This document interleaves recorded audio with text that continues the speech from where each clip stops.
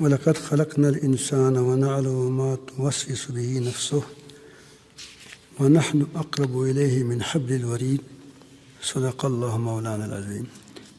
درود شریف پڑھیے اللہ۔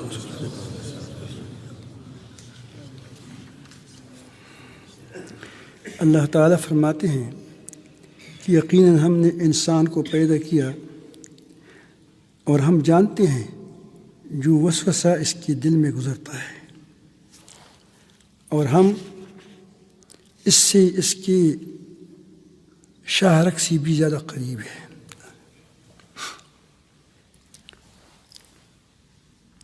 اللہ تعالیٰ جل جلالہ نے انسان کو پیدا کیا، اس میں اس بات کی طرف اشارہ ہے کہ یہ دوسری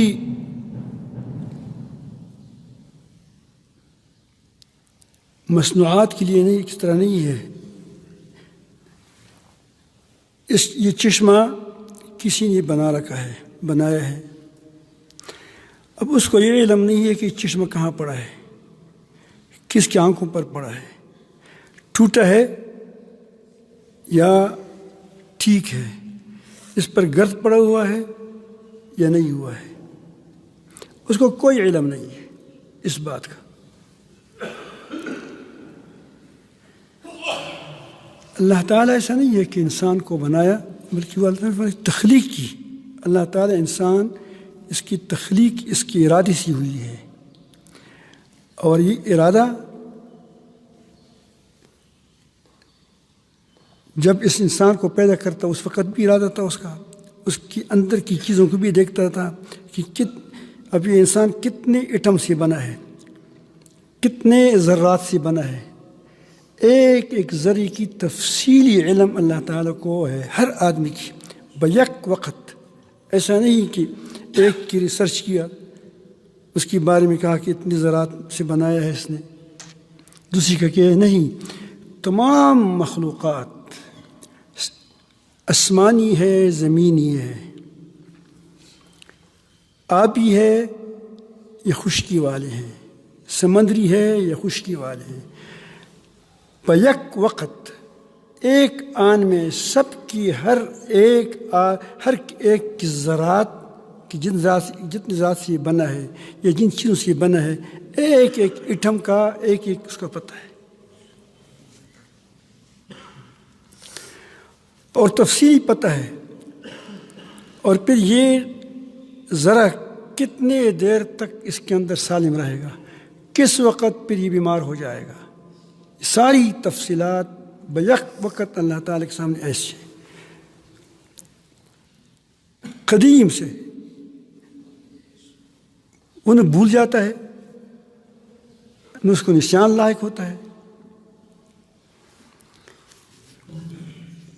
اب یہی حال انسان کی وسوسوں کا ہے، کوئی وسوسہ بھی ایسا نہیں ہے، کسی کا وسوسہ بھی۔ اب یہ کائنات میں پوری دنیا میں اربوں لوگ ہیں،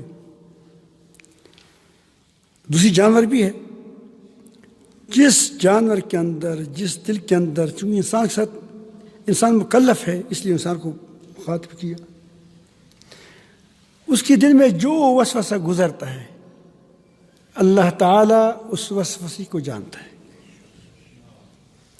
خیر کا وسوسہ ہے، بری وسوسہ ہے، اچھا ارادہ ہے، برا ارادہ ہے، اچھا خیال ہے، برا خیال ہے۔ بیک وقت اللہ رب العالمین ساری کائنات کی خیالات کو دیکھتا ہے، وساوس کو دیکھتا ہے۔ تصوف میں کیا ہوتا ہے؟ اس کا استحضار ہوتا ہے۔ یہی چیز جو اللہ تعالیٰ فرماتے ہیں اس کو عمل میں لانے کے لیے کیا ہے؟ یہ مراقبات ہوتے ہیں۔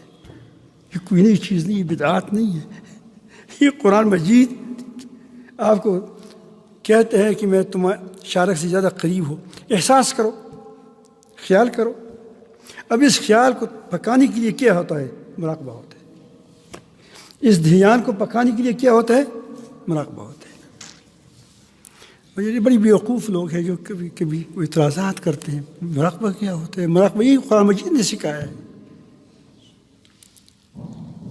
میں تمہارے ساتھ ہوں مطلب ہے کہ پکا کرو اس بات کو. سب آدمی لوگ جانتے ہیں کہ قیامت ہے، لیکن قیامت کا استحضار کیسے پیدا ہو جائے اس کے لیے بار بار تمرین کرنا ہوگا تاکہ آپ کی یاد پکا ہو جائے. اب اس بات کا آپ آدمی پکا کر لے. آج میں آپ کو ایک تمرین بتاتا ہوں، اس میں مشق بتاتا ہوں، مراقبہ بتاتا ہوں، جو بھی آپ اس کو نام دے دیں. اگر ایک آدمی تصور کریں کہ میرے خیالات کو اللہ تعالیٰ دیکھ رہا ہے تو کیا کسی کے لیے وہ برا ارادہ کرے گا؟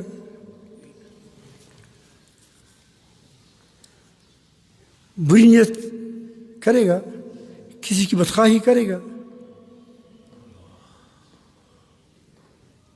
اس کی جو بات ہوگی وہ کیا ہوگی؟ وہ خیرخواہی پر مبنی ہوگی. وہ کہتے ہیں کہ ڈانٹے گا پھر بھی کیا ہوگی؟ خیرخواہ ہوگا. وہ اس کی ڈانٹ بھی خیرخواہ خانہ ہوگی، اس کی پیار بھی خیرخواہ خانہ ہوگی. وہ جھوٹ نہیں کہے گا کیونکہ وہ جانتا ہے کہ میرے اندر جھوٹ کو اللہ تعالیٰ جانتا ہے.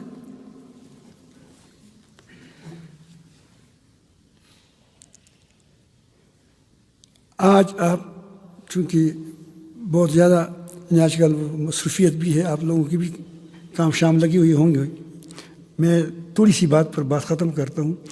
ایک آپ کو آج مراقبہ دیتا ہوں، ٹھیک ہے؟ اب آپ ایسا کریں آج کہ جو کام کریں دو ساتھی کو تیسرا ہمارے ساتھ اللہ ہے. وہ میری خیالات کو دیکھتا ہے، میری باتوں کو دیکھتا ہے. جب خیال کو دیکھتے ہے تمہاری حرکت کو تو دیکھتا ہے. ایک آدمی تمہارے خیال کو دیکھتا ہے کیوں کیا ہے. اگر آپ حرکت کریں گے تو کیا ہوگا؟ اس کو دیکھے گئی. جب خیال کو دیکھتا ہے، تمہاری وسوسے کو دیکھتا ہے، تمہارے ارادوں کو دیکھتا ہے، تو تمہارے حرکات و سکنات کو بطریق اولا دیکھتا ہے.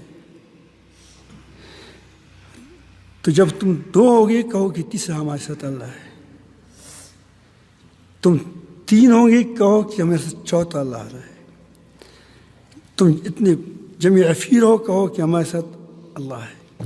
تو آپ اور میری ہر خیال کو اللہ دیکھ رہا ہے. جب وہ لگاتے ہو کیا ہو اس کو کیا کہتے ہیں بیلچا، کہو کہ میری بیلچی کو اللہ دیکھتا ہے، میری بیلچی کے اندر جو ارادہ ہے وہ بھی اللہ تعالیٰ دیکھتا ہے. اگر آئے 3 دن بھی آپ کی مشق کریں نا اس اجتماع تک، کیونکہ آپ کی خدمات بھی لگی ہوئی، انشاءاللہ آپ کا تعلق اللہ تعالیٰ سے پکا ہو جائے گا. اللہ تعالیٰ سب کو اپنی محبت نصیب فرما دے. مجھے کہا گیا ہے کہ تھوڑا سا باتیں کریں تاکہ میں کہا تھوڑا سا بات بس یہی ہو سکتی ہے کہ آسانی سے کریں. ذہن میں بات تو آ گئی نا، آج سے مراقبہ شروع کریں. میں بھی کوشش کروں گا انشاءاللہ. اب بھی کیا مٹ جاتا ہے؟ خدمت سے انا مٹ جاتا ہے. جب انا مٹ جاتا ہے تو خدا آ جاتا ہے.